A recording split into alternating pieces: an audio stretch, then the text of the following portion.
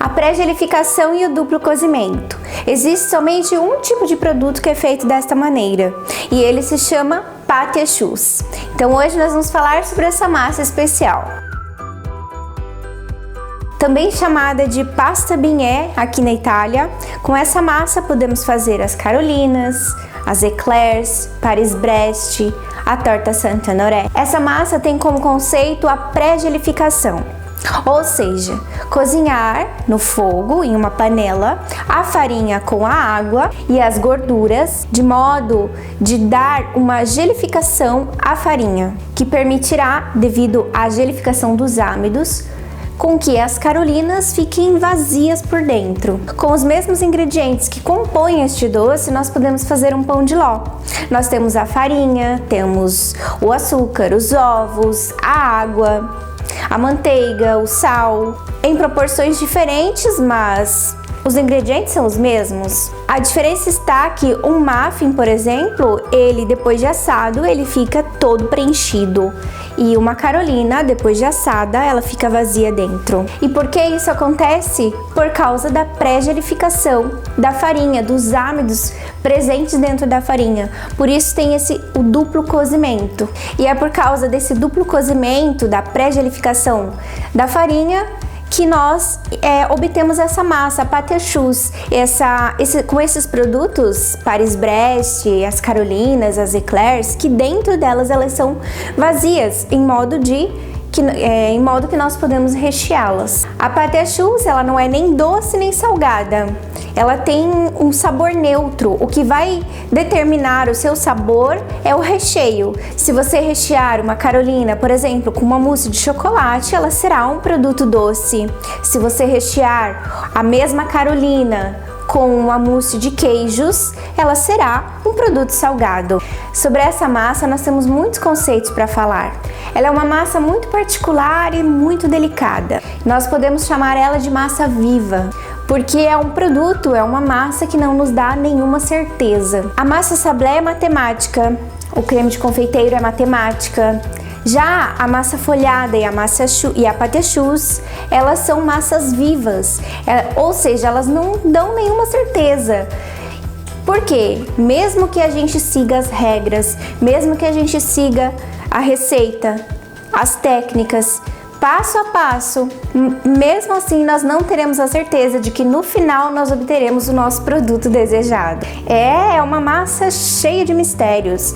Por quê? Porque ela possui muitas variáveis. Ela vai do cozimento, do tipo de forno, da quantidade de ovos que nós colocamos. Claro que se seguirmos a receita passo a passo, se seguirmos todas as técnicas ensinadas, é mais fácil obtermos um bom resultado.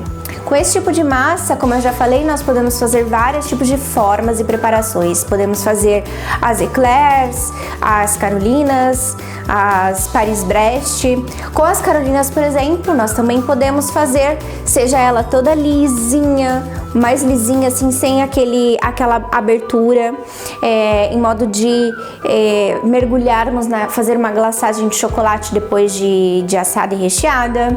Ou também nós podemos, antes de levar ao forno, fazer ela tipo carolinas craquelin, que é onde que nós iremos colocar um disco de manteiga feito com manteiga e açúcar em cima da pâte choux. Levamos ao forno e aí forma esse efeito craquelado. Essas diferenças de carolinas são por causa das culturas também. Somente na Itália, por exemplo, do norte ao sul, o norte prefere consumir mais as carolinas lisas e com glaçagem de chocolate lisas. Em vez no centro da Itália, eles preferem mais aquela com as granulados de açúcar por cima, que ela é um efeito mais rústico. Já mais para o sul da Itália, mais com aquele efeito craquelado. O balanceamento da pâte choux é feito através da água. Já, por exemplo, o creme de confeiteiro é feito através do leite, o pão de ló através dos ovos. Então, o balanceamento da pâte choux é a água, temos como base a água. Então, farinha, em média, acrescentamos 60% do peso da água de farinha. Acrescentamos igual peso de ovos, igual peso de água. 20% em média nós acrescentamos de manteiga, sempre é uns 2% de sal e uns 5% de açúcar. E também nós podemos substituir a água, nós podemos substituir metade da água e acrescentar leite, então fazer metade leite e metade água. Os ovos na pâte choux é sempre o último ingrediente a ser acrescentado na massa, e a quantidade de ovos irá depender de todos os processos que você fez. Irá depender de quanto tempo você deixou cozinhar na panela, irá depender da potência de absorção de água da sua farinha, irá depender de quanto tempo você deixou ela dar uma esfriada, uma evaporada. Então, são N fatores que irá depender na hora de acrescentar os ovos. Por isso a quantidade de ovos geralmente é igual à quantidade de água, porém pode ser um pouco mais, como pode ser um pouco menos. Aí vai da experiência, da sua experiência, do teu conhecimento, de que você aprendeu, para você ver qual que é a estrutura da massa. A massa precisa ser lisa, homogênea, sem ter aquele craquelado, porque se ela tem alguns gominhos que parecem grumes, isso quer dizer que ela precisa de mais líquido, ou seja, coloca mais um pouco de claras ali dentro. Quando você vê, quando uma emulsão, que por exemplo é uma emulsão ali da pâte choux, se ela fica com grumes, quer dizer que falta líquido. Uma ganache, por exemplo, se ela fica com grumes, quer dizer que faltou líquido. Coloca mais um pouco de creme de leite fresco. Então, pra pâte choux é aquele aspecto liso, homogêneo, e que quando você ergue, por exemplo, a espátula de silicone ou a raquete, ela cai em forma de triângulo. Um outro fator muito importante na hora da preparação das carolinas é na hora de nós colocarmos na forma. Já o bico de confeitar para as carolinas, por exemplo, é geralmente o bico 11, o bico perlé número 11. Para fazer as eclairs já é um bico um pouco mais com as rigas, né? Que ele fica mais com riga. Para fazer a Paris-Brest, geralmente também com rigas, ou pode ser o bico perlé, não tem problema. O fator mais importante aqui nesse caso é a forma. Por quê?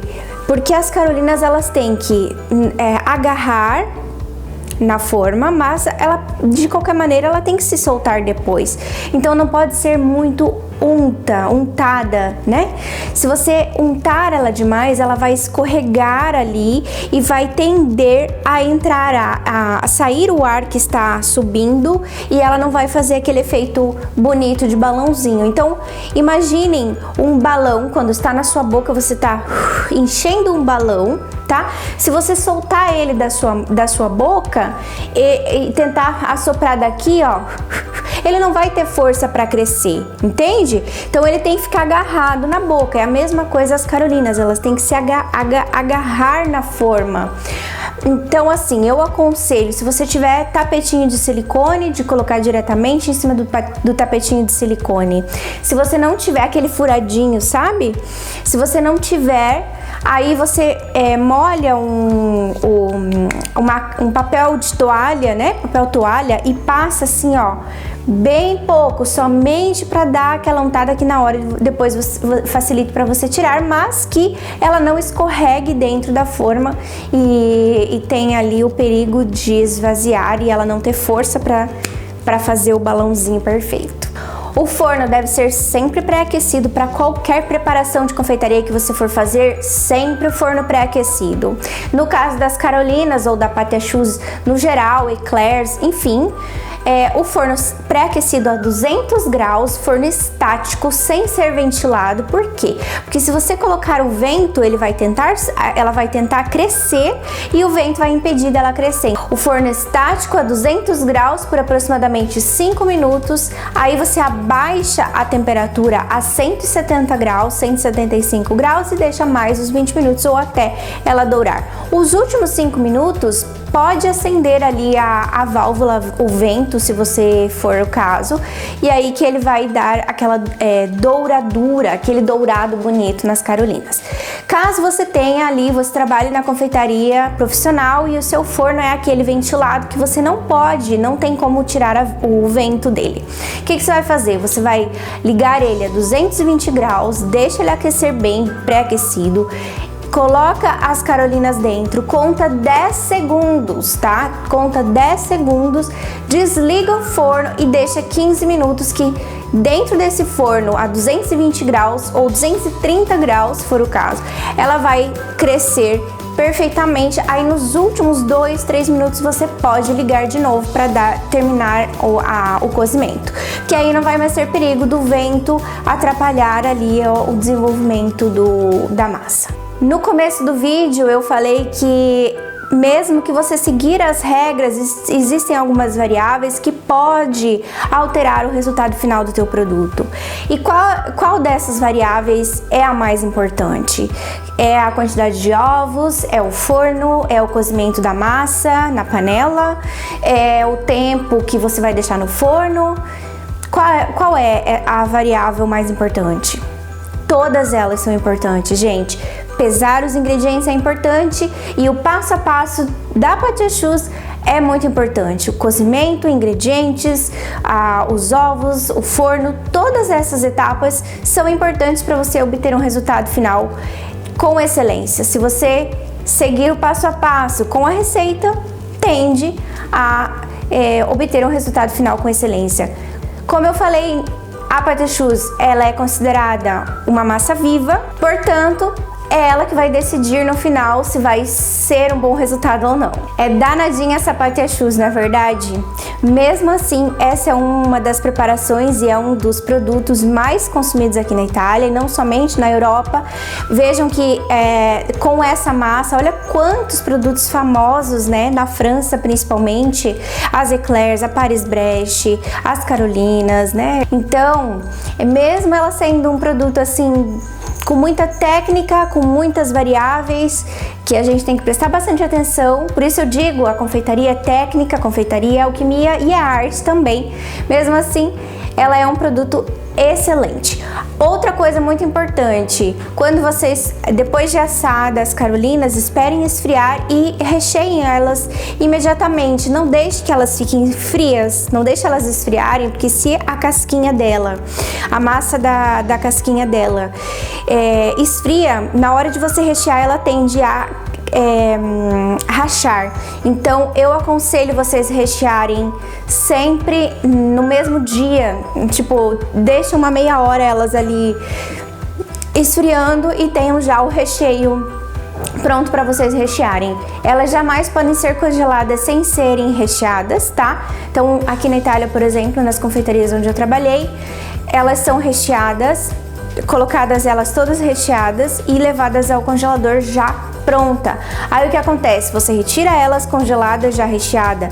Elas estão congeladas, você vai mergulhar ela, por exemplo, se você recheia ela com uma mousse de chocolate, você mergulha ela no chocolate de cobertura, aquele que fica crocante, né? De preferência, um chocolate bom, um chocolate de qualidade que seja temperado, porque ele tem que ser temperado. E aí ele vai formar aquela casquinha crocante por cima, tá? Então, o gelado da Carolina mais o chocolate a uma temperatura de 32 graus aproximadamente, ele fica perfeito aquele chocolate com quebradinho por cima. Eu espero que vocês tenham gostado dessa super aula sobre a Pâté-Choux. É um produto complexo um pouquinho, mas é um produto super apreciado aqui na Itália e na Europa, na França, por exemplo, que é onde ela foi criada, original, mas é um dos produtos mais consumidos aqui na Europa. Tanto que com a Pâté-Choux são feitos vários produtos, eclairs, Paris-Brest, carolinas, choux, né? Que são uma das mais famosas da confeitaria europeia, né? Então, aproveitem essa aula, que eu possa ter ajudado vocês com essas técnicas e se divirtam. Se você ainda não se inscreveu no meu canal, se inscreve no canal, ativa o sininho aqui embaixo, que aí você recebe a notificação. Eu estou sempre trazendo conteúdo legal aqui para você que quer aprender, quer se desenvolver, aprender a confeitaria profissional. Eu estou aqui, qualquer dúvida só comenta aqui embaixo. E aí a gente tira todas as suas dúvidas e vamos nos ajudando contemporaneamente, tá? Obrigada, um beijo grande no coração e nos vemos no próximo vídeo!